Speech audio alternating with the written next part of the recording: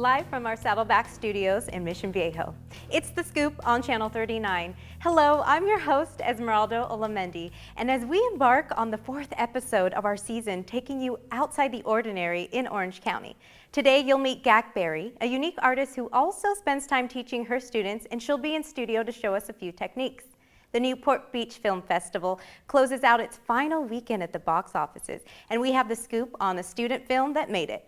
Saddleback College is one of the most sought-out educators for student veterans in the nation. And today we have Chris in studio with a representative from the Veterans Center. But first, we're going to check in with our street team as they report on what's going on in the community. Here's the scoop. When we had the OC Fashion Night, they actually had a bunch of industry guests here. So Sizzix, and they're like a huge paper crafting company, was here because they were trying to show off their jewelry stuff, and they're doing more leatherworking. Well, because I do leatherworking and corsets made out of leather, I had actually made corsets using their machines, embossing patterns into them.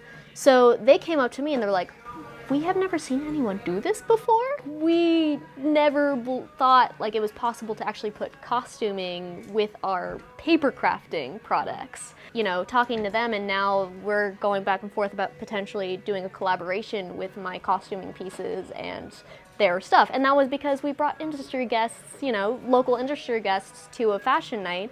I would have never had that opportunity if I wasn't here. So this is draped in muslin first, and then we make a flat pattern from that draped muslin that we do.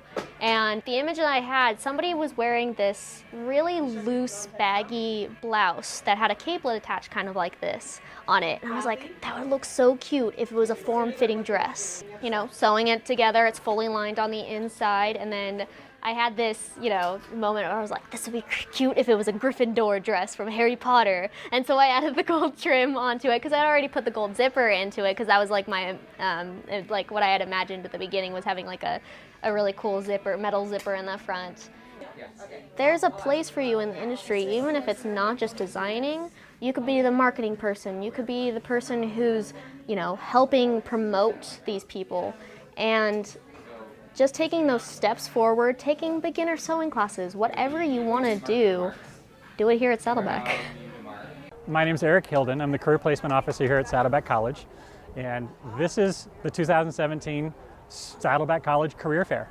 So we have 135 organizations that have agreed to come recruit students, offer employment. So it's really open to students, it's open to the community, and a really great event all about getting people, students, job seekers into employment. What I love about the companies here today is that they're offering entry-level jobs with opportunities to move up, and they teach you and they train you and they do that kinds of stuff, and I thought that was really cool that they were offering that. Linking with employers, finding employers that match our industry needs and the educational needs that we're training, and being able to bring those employers and organizations to campus, really kind of connect the dots for what students really need. I think it's extremely important that Saddleback has a job fair because it not only we get to go see different employers that are in our area, but we also get to practice interviewing skills. Even if they're not searching for employment, it allows them to start prepping. It allows them to start introducing themselves, start getting used to the idea of talking about what their value is. We're here recruiting for park aid positions through Doheny State Beach and the California State Park System. We're actually here talking to young men and women about the interest they may have in the Army. Employers are just very impressed with the quality of student and job seeker that comes through, that they often hire multiple and interview multiple candidates from this opportunity. So it's all about jobs. We've got a good variety of people with different interests that have grabbed applications. And that's what Saddleback is all about, in addition to moving folks on to the 4 years, but ultimately getting that training and getting out and getting in the workforce. There's always something new and exciting happening on the Saddleback College campus. So don't miss out on the fashion show this week. The tickets are still available. Maybe you'll see a familiar face or fancy an upcoming designer or find a new outfit for the summer. Now we have in studio our own very student veteran host, Christopher Duncan, with Colin Williams. Here's the scoop. Thank you, Esmeralda. Hello, everyone. Welcome to our College Talk segment of The Scoop. I'm your host, Chris Duncan, and I'd like to introduce you to our special guest, Colin Williams. Colin is a Veterans and Generalist Counselor with the Veterans Education and Transition Services Program here at Saddleback College. So, Colin, how are you today? Good, thanks for having me, Chris. Good, it's a pleasure to meet you. So, I had a quick question for you. What services does the VETS program provide, and what part do you play as a counselor with VETS? Well, the VETS program provides a lot of services. Kind of at the heart of our services are our counseling that we provide. I'm the full-time counselor. I provide academic, personal, and career counseling to military-affiliated students and their families. And we also have 2 part-time veterans counselors as well. And in addition, we also have a coordinator who's also a counselor. Oh, nice. But the heart of the program is really the counseling aspect and the physical location of the Vet Center, which is its own standalone office where vets are able to come in, meet each other, talk, and create that camaraderie that's so important for students transitioning into academics. Awesome, awesome, okay. And what financial opportunities are available to veterans who are transitioning? Financial aid, things of that nature, and do you provide guidance for those programs? Yeah, so there's a lot of financial opportunities for student veterans specifically. The main one being the post 9/11 GI Bill, which covers full tuition at every public university in the state, and it also provides a monthly housing allowance to pay for things like books, rent, car payment. So that's a big financial incentive for many of our veterans to come back to school and get their degrees. Veterans also qualify for federal financial aid through the FAFSA, just like any other student. We also have a lot of different scholarships. We have emergency funding that we can provide at times. But for financial aspects, there's really no excuse for veterans not to be into college after the military. Awesome. And why did you choose to do this job here at Saddleback? Wow, there's a lot of reasons, I suppose. Counseling, I'm a veteran. I went to college before there were any veteran services in the early 2000s. And of course, through my own experience, I realized that there's a lot of opportunity for professionals to kind of fill a gap and help service members transition, understand their benefits, understand how college works, connect them with other veterans on campus. And as I went through college, I kind of fell into the niche. I became really specific really fast when I started working at community colleges, working with veterans, disabled students. And this position opened up at Saddleback College in 2011, and at that point there were only 2 other full-time veterans counselors in the state. Wow. And kind of lucked out. My occupation was very specific, and Saddleback happened to be the 3rd in the state to offer that position, and I got the job. Fantastic, okay. Yeah. And can you tell us a little bit about why you think this program is critical for veterans to take part in as soon as they get here at Saddleback? One of the things that we find most with a lot of our student veterans is that they struggle to find a new identity or create one perhaps after military service. They tend to lose a lot of the connections that they had in the military. They tend to feel isolated at times and not a part of the general college campus. Many of our student veterans are older, between 22 and 26 years old. Many are married. So coming to a community college where average age of students are between 18 and 20-ish can be quite the adjustment. So VETS programs were created to kind of fill and kind of duplicate the sense that they had of togetherness and teamwork in the service. So they had a place to go on campus where they could meet other veterans, they could get the information and resources that are so vital for their success, and actually almost instantly feel like they're back at home, somewhere where they belong and they're welcomed, and they can be successful. How important do you think it is to have a sense of community as a veteran transitioning into civilian workforce? It is probably the most important aspect of transition, in my opinion. Awesome. Not feeling like you belong, not feeling like you have a purpose or a mission can be very difficult. It can be very difficult. Okay, well, actually, during my service, it was really hard to transition, and I'm glad that people like you are here. So thank you very much for coming to spend time with us. We'll go back to you guys, back at the station. Thank you, gentlemen, for your commitment and sacrifice to our country. If you or anyone you know are interested in the Veterans Program, you can just go on our college campus at the Veterans Center or go online. We'll be back with more from The Scoop. Don't go anywhere, guys.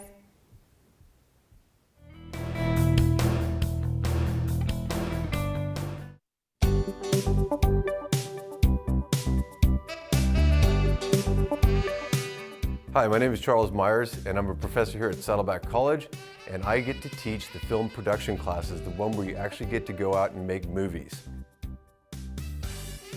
We're very proud that the majority of our students that complete our classes here at Saddleback either go on to transfer to a four-year university in film production, or they leave us and go directly into jobs. We have a number of students that have gone from our classes and into employment, and hopefully sometime you'll come in, join us here at Saddleback, and become part of the history and the legacy and really the greatness that is happening here at Saddleback College.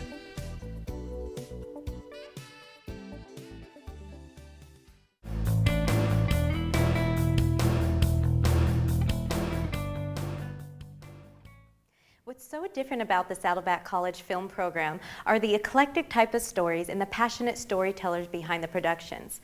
Last week, we showed you a documentary on a young girl's hopeful journey through recovery, and today we'll observe the complexities of love and loss. Here's Winter's Sorrow. Hi, my name is Lawrence Humphreys, and I'm the director of Winter's Sorrow. So for the opening shot, we decided to have something that was, it worked almost as an attention grabber. So we wanted to, as soon as the audience, as soon as the film starts, we wanted them to know what, set the tone and to know what kind of film this was. So we wanted them to know that it was very dark and that this character was going through something in his life that, that he's kind of come to an end, and he's just over everything. So we know that like some things happened, and we now, it leaves, hopefully we'll leave the audience asking the question like, what's going on with this guy? Like, why is he at this point in his life? He met his wife, Mary, and she was a very like small town kind of girl, and they hit it off together, and they were kind of perfect for each other. But in the back of his mind, every time that he was like with her, there was always something else. He always felt like there was something more for him. The grass was always greener on the other side, and what the film is really trying to represent is we do things in our lives that we regret, and the overall theme of Winter's Sorrow is guilt and regret. And there's things that we do in our lives that sometimes it's just unforgivable, whether it's to like your boyfriend, girlfriend, spouse, whatever. And that was the whole thing. And like no matter what, whether they forgive you or not, like, you're going to have to relive those moments over and over and over again. And sometimes it's it torments you, and that's the point of that's where David's at in his life. He's being tormented by his past. Like, film is definitely like I think the best art form out there. I mean, because it totally is 100% subjective. Like, you can take it. My favorite movie could be your least favorite movie, and it's it's because it hits us all in different ways. We take the themes and the elements and characters, and we relate it. We put it to our own lives, and we kind of like take pieces from film and choose like, I can relate to that character because of this, but other people might not be able to relate to that character, or it's all subjective. So that's what I think is so beautiful about film. And with this one, I mean, like with Winter's Sorrow, I mean, it is entirely subjective. Sometimes, like I've heard multiple like reasoning behind the ending, or like what people thought it was, and I obviously like I wrote it with my co-writer John Eckelberger. So we know what we wanted to get across, and it's funny when we hear other people's like interpretations of the ending. And normally I don't dislike their interpretation. I'm just like, that's pretty rad. Actually, we should have just gone with that.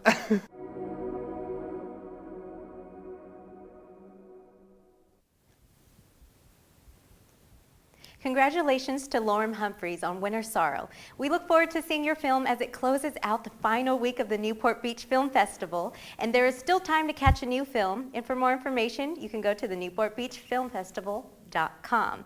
Now, we met a local artist here in South Orange County. She is known for her ability to collaborate. Here's The Scoop with Gak Berry. Thanks, Esmeralda. Today in the studio, it's our honor to have a special guest. Thank you. And you're a local artist. Yes. Named Gak Berry, who has students, and you do murals, and you do face painting. But where did it all start? It started when in Thailand. I finished my undergraduate degree, art education, and I've been working as a fashion designer for 8 years, and also 2 years for product design. And then I married to my husband, and we moved to America. And yeah, during first few years, so I kind of try to use my art skill for living, like teach private class and like a young kid and a senior citizen, something like that. And yeah, since we moved to Orange County about 5 years ago, my daughter loved to have the face painting whenever she go to Disneyland. So I just like, maybe I can paint for you so we don't have to spend every time we go there. And start then, and then I feel like getting better, so I promote as a business, and people keep hiring. And then one day, one of my clients asked me to do the painting for his restaurant. And I keep doing the work for him and practicing and enjoy it so much. And then later, have other people ask me to do the mural. Yeah. How cool. So it's kind of like keep coming, and that's really it's cool. great out. And, yeah. and you said too that you have a business background, right? A successful business that you were running back in Thailand. Yes, it's called Happy Berry.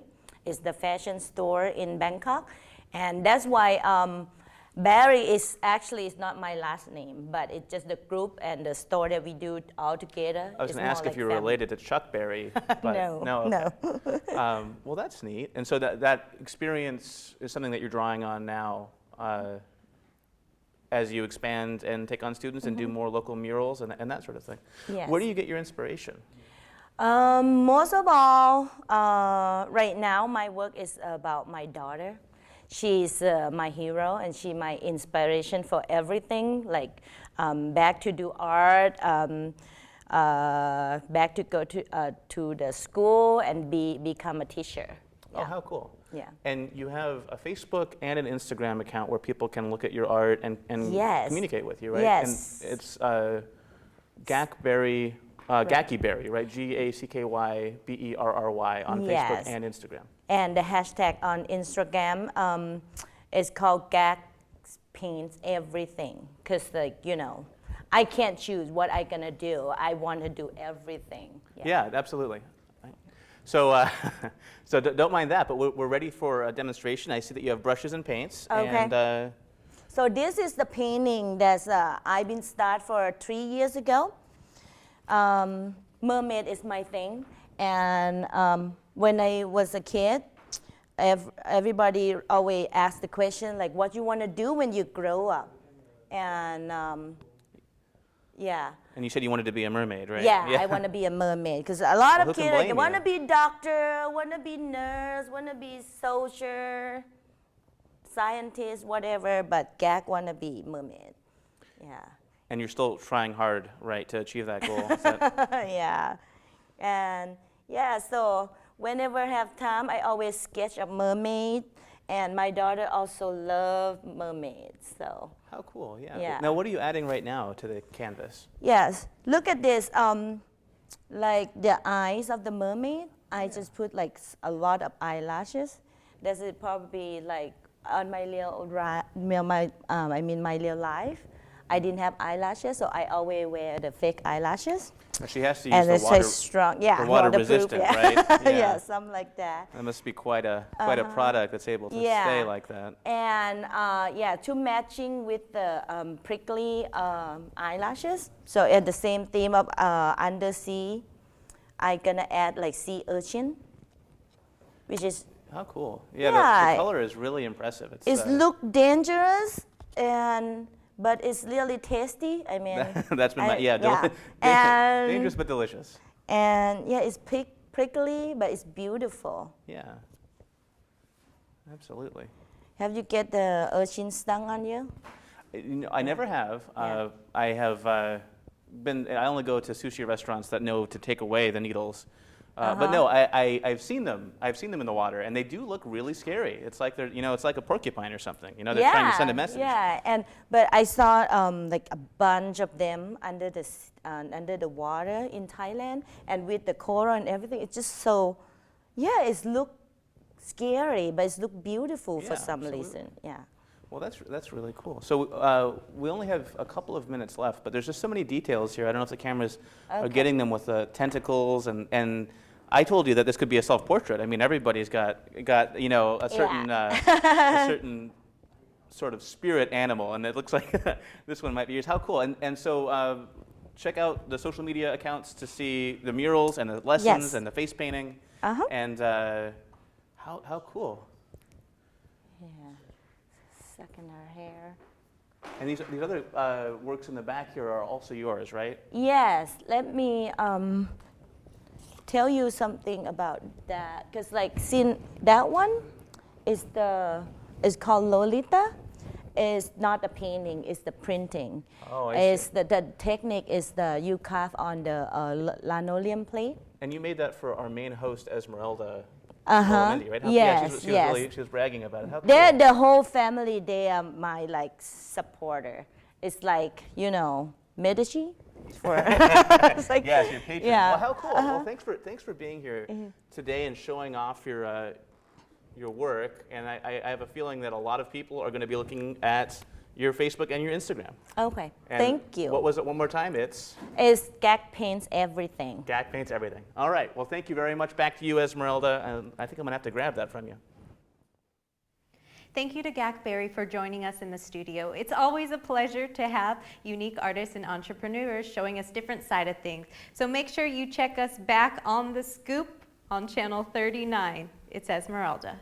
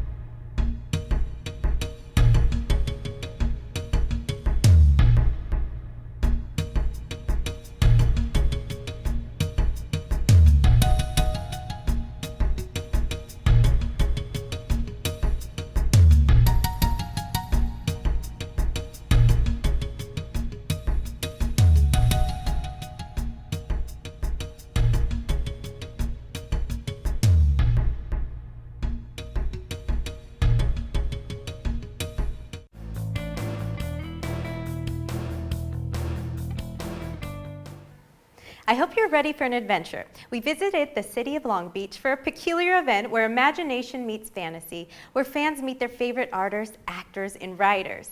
So here is the scoop on the Long Beach Comic Expo. The short drive from South Orange County to Long Beach takes you to the Long Beach Comic Expo. It's an event held over a weekend each spring at the Long Beach Convention Center, and it's the sister event to Long Beach Comic-Con, which is held each autumn. Long Beach Comic Expo is a celebration of comic books and entertainment. It showcases the exceptional works of talented writers, artists, illustrators, and creators of all types of popular culture.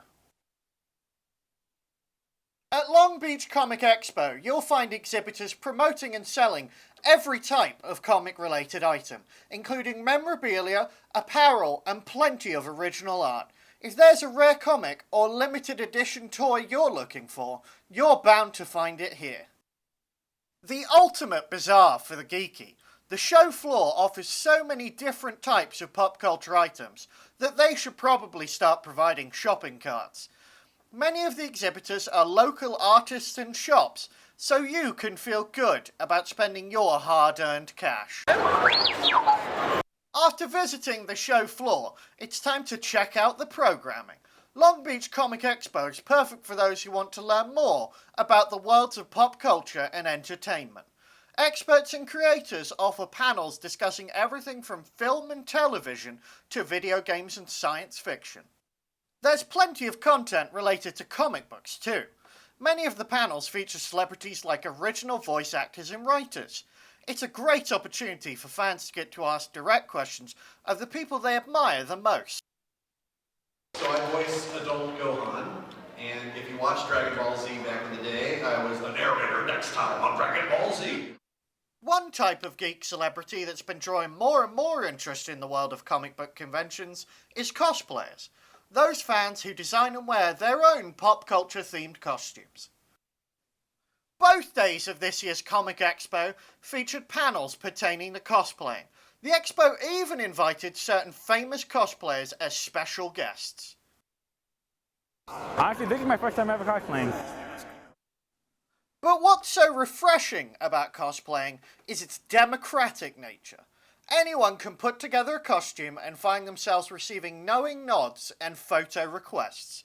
Thanks to cosplay, good comic conventions have the atmosphere of a geeky carnival, and Long Beach Comic Expo is no exception. So like here everybody like, oh, you like this movie, or oh, you like this comic, or you like this anime. So it's like a community where we could talk about things together. And then one of my friends says, why don't you just go as Captain Underpants? And I'm like, you know what, that's not a bad idea. It's actually my first cosplay, and you know what, I'm kind of glad I did. Getting a lot of attention, getting a lot of pictures, getting used to it, so it's pretty fun. And I think I might do this all year, especially with the movie coming up. So I think I'm gonna keep going with it. It's pretty fun. Got to be a little more nervous than I was. Like, it was a little bit embarrassing coming out in underwear, seeing what people would think. I didn't even think I'd get in the building, but here I am. So come visit Long Beach Comic Expo in the spring or Long Beach Comic Con in the fall. Visit longbeachcomicexpo.com for more information. Be there or be square. A little humor goes a long way. I applaud his boldness and willingness to go beyond the ordinary. The Long Beach Comic Expo seems like a really fun place. So I want to thank you guys, to all our friends and guests, Gak Berry and Colin Williams from the Veterans Educational Program. Our crew is excited to reveal more episodes. So next week, tune in as we take you to a local restaurant that's preparing their Cinco de Mayo fiesta. So to keep updated on what's going on in our community, you can check us out on Facebook and YouTube. The Scoop Season 17. So thank you to all our viewers, and from the beautiful city of Mission Viejo, I'm Esmeralda Olamendi, and once again, this has been a student production of Saddleback College. It's The Scoop on Channel 39.